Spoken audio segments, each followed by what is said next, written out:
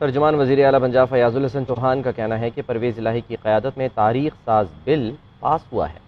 اب صوبے میں کوئی بھی پرائیویٹ طور پر سودی کاروبار نہیں کر سکے گا۔ سودی کاروبار کرنے والے کو 10 سال کی سزا۔